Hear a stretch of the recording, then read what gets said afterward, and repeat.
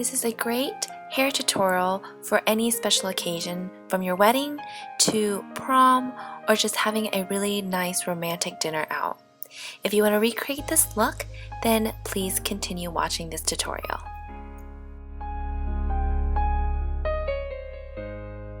First, what I'm going to do is brush out all of the tangles and knots in the hair and apply a heat protectant to the ends of the hair.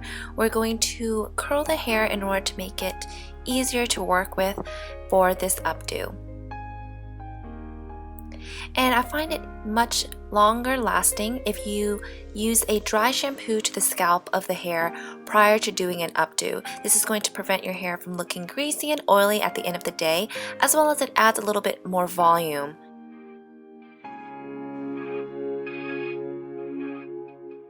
So I'm applying it to the roots and then massaging it into the scalp of the hair, and then making sure that it is distributed evenly throughout the whole entire head.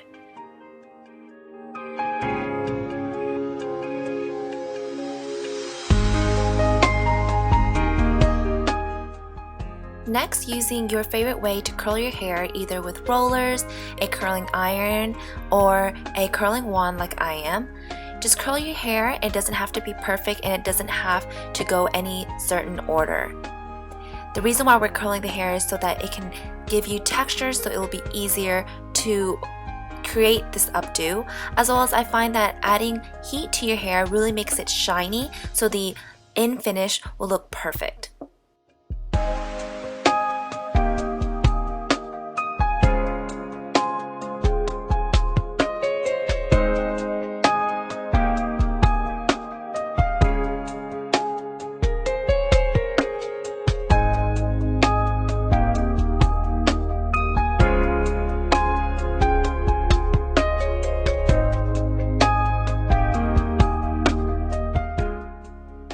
After we have finished curling all of the hair, we're going to split the top crown area for teasing. This is going to give you volume for the updo.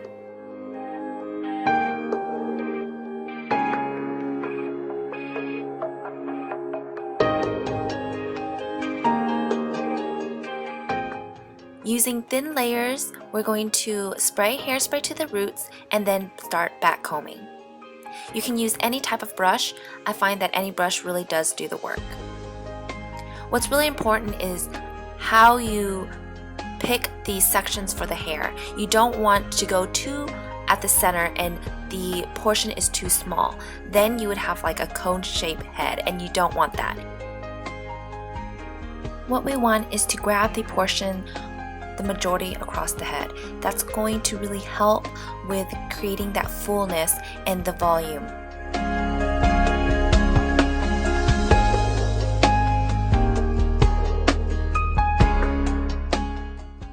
Now we're going to take the section that we've already teased and we're going to smooth the edges and twist the bottom.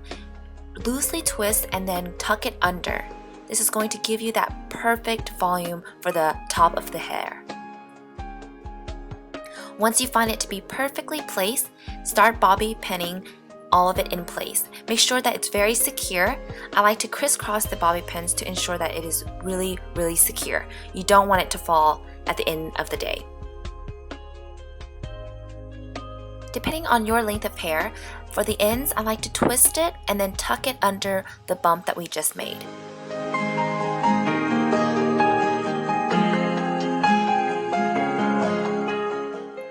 Now dividing the bottom section into 3, and we're going to work with the center section first. Using 1-inch sections of your hair, loop it around your fingers, but loosely, and then just using bobby pins to place it in different directions. We don't want it to look uniform. The messier the better, I find, and the looser it is, it's going to look more romantic. You don't want anyone to look at the hair and notice where it starts and begins. So you can loop through the holes that you've already made and just place it in place wherever you'd like. There isn't really a formula to this look. You just kind of go along with the hair depending on the length of hair that you have. If you have longer hair, then of course you're going to have to loop the hair around your fingers more than once. And of course, if it doesn't work out the first time that you've already looped it around, you can just undo it and start over again for each loop. And then on the side, I find it to be a lot more challenging because you don't want it to be too tight, because then the look won't look as romantic and effortless. So what I do is I roll it till the end and leave it loosely, then I will pin it to the side of the hair. Make sure everything is in place and we're almost finished. You can leave your hair like this, or you can actually accessorize it with a beautiful flower or a hair piece like I am. I like to apply it to the side of the hair so you can still see the beautiful volume on the top, and then make sure you secure it with some bobby pins. We ran out of blonde color bronze bobby pins, so I'm unfortunately having to use black ones, but of course if your hair is dark, use the bobby pin accordingly.